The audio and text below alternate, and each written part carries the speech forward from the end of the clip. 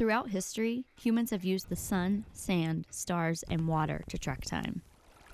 It's been our obsession for centuries to better understand and measure our time.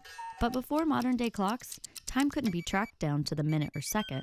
So if you asked someone, say in the medieval period, what time it was, they would have looked to the skies and estimated sometime after lunch, which really isn't that different than the way my 5-year-old niece, Emmeline, relates to our modern constructs of time.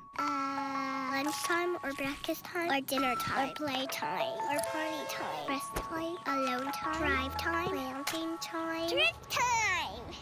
And like most humans, I've inherited this obsession with time. I track time, I plan it, and I panic if I waste it. But I find myself questioning my efforts to control time. Before you had accurate ways of measuring time, the idea of using time wisely would have been perhaps problematic. That's Adam Frank. I called him up to talk about humans' obsession with time. Minute hands, which were part of industrialization, helped create social constructs of work and leisure, therefore putting the pressure on us to use every minute wisely. And of course, this has gotten insane now with people metering every second. How many steps have you taken? How long did it take to take those steps?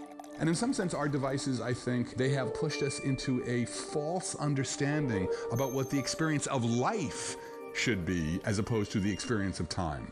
Our obsession with metering time often makes us forget that time is all around us. It's in the seasons, the tides, and the migration of birds. And Dr. Crystal LaHote says that time-tracking technologies actually makes us less responsive to these environments. This isn't to say that clock time is a bad thing. I'm no Luddite, but we have to be mindful of the ways in which it does affect our relationship to the natural world. It's unlikely that any of us will give up our time-tracking tools, and that's not really the goal. Instead, maybe it's about finding more moments to experience time happening naturally all around us. Appreciating the fact that time exists and has meaning with or without us labeling and tracking it.